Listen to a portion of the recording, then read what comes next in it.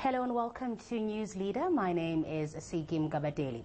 Now, Momentum has teamed up with UNISA to launch a financial wellness index, which they hope will provide financial service professionals, policymakers and consumers with better insights into the financial well-being of South African households. Joining us now is Leanne du Toit, who is Head of Client Management at Momentum. Leanne, thank you so much for your time. Thank you for inviting me today. So tell us how this survey actually came about in the partnership with UNISA. Well, about 2 years ago, UNISA started thinking about the concept of financial wellness and what it's all about. And how South African consumers, we really don't know all the multiplicity of factors that is needed to understand the financial wellness of the South African population. So there was an in-depth study done over the past few months, but it's actually been a 2-year process. Wow. With 2,000 South African households across all demographic levels, from very low income all the way to the top income levels, and taking it out across the whole country and across different races. And through this holistic approach, they actually came across this index. And then we as Momentum, as a business, we partner with UNISA in this process because we believe in the financial wellness and how we want to actually enhance that journey for consumers in South Africa. What's your definition of financial wellness? What is that? Well, that's a very good question because everyone's got their own concept of financial wellness. But let's try and make it a bit easier and start off with what is the definition of wellness? Wellness is the absence of disease. So maybe financial wellness, the best way to talk about that is the absence of a financial disease. And a financial disease is typically when you've got more liabilities than you've got assets. And that's a very simplistic way of looking at it, but that's one way of looking at it. Okay. What we've done with a holistic version of financial wellness is we've brought it to the next level and also looked at other factors. For instance, the human factor. The human factor is around how educated are you. Your level of education has got a very strong impact on your financial wellness. The second one is looking at your social support structure.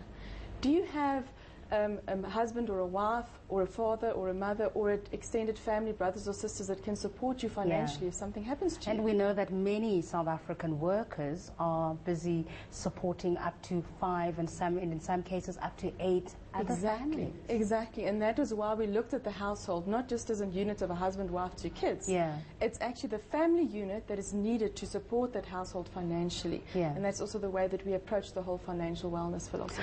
And one of the positionings for the survey is to say that it's not just going to assist financial planners, for example, with how to design products for their clients or and also consumers to do better, but it's going to assist policymakers with future policy decision making?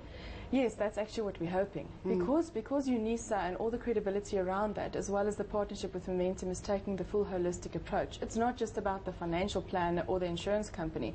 It's about the whole consumer population. And that means looking at policymakers. What is the biggest impact on the financial wellness of the South African population? If that's education, policymakers may review the way they spend their money in future and the way they define the policy. So we're hoping, and with the right credibility and the credentials, that this will actually impact the whole South African population. So we can't avoid it. Let's get to the findings. Yes.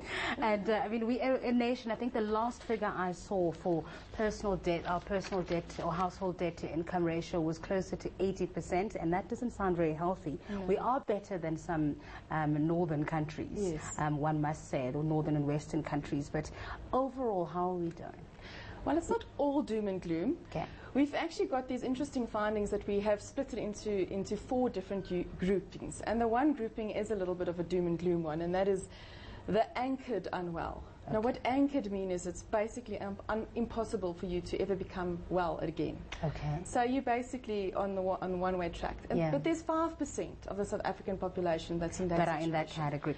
So what sort of person would that be? Are you unemployed, or what situation? You could even be employed, but the level of debt that you've got is so much more than you'll ever be able to make out of your current salary and your future expected salary, that you will always be in that anchored unwell state. And if anything bad happens to you, you won't be able to jump back. That's the challenge. So that's 5%. That's 5%. The middle section is the drifting group. What drifting means is typically what the word says is you can either drift into a more unwell state or into a well state. And the drifting unwell and the drifting well is basically 80% of our findings. So you can either move up or move down. Or you could move down. It's sometimes harder to move up, as we know, but if we can put the right things in place, expose consumers to the right empowerment, education, tell them to have a budget, to think about the future, to think what happens if something bad happens to you. Are you put in place? What happens if you live too long? What happens if you die too soon? The typical questions you need to ask. So how bad is the category of asset rich but income poor among the households that we surveyed? Well, more than half of the households we surveyed are a little bit in that situation. Yeah. So, as we can expect, we also have the asset rich and income poor is also not necessarily a bad thing. So maybe we should touch on that. Is that if you only look at the income of a person, and that's why we're looking at the holistic approach. You're not considering that they may have a lot of assets, but currently they're just not earning a revenue stream. They may be getting revenue from other sources, or their assets are just part of what's supporting them. That may have an extended family somewhere supporting them elsewhere. But are they making those assets work for them? Are people investing properly? That's the bad news. Unfortunately, there's less investment into assets that are going to be sustainable into the future, and more money spent on the disposable income, into the disposable things into the future. So we need consumers out there to think about the long term. Buy your house, invest in financial instruments, do things that are going to keep you sustainable into the long term instead of short-term gains in the things that just only last for the next month or two. And making your income work for you, I mean, we talk about savings in South Africa, the low savings rate, and how people should be saving about 10-15% of their income annually, but people just simply aren't able to do that, and we know what happens when retirement then comes.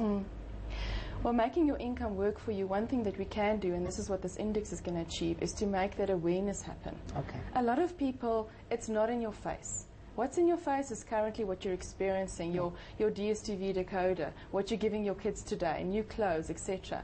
But if we can make that awareness happen, what happens in 10 years' time? What happens in 15 years' time if you don't put that money away? And the greater awareness we can create, and I don't believe in shock therapy, it's more about maybe a dream and a goal. Did you know that you can actually go overseas if you just put that extra 200 Rand a month away? In 2 years' time, it's enough to go overseas. Then you're able to do that. And very, very quickly, will this be annual? Yes, we've actually got annual and quarterly results. So we're launching all of this today. A lot of the detail around the indices, how the research was done, is on our website, momentum.co.za, to find out more, because obviously a lot of people will be interested in that. But there'll be quarterly as well as annual results going out. Thanks, Leanne. Thank you very much. And that is Leanne du Toit, Head of Client Management at Momentum.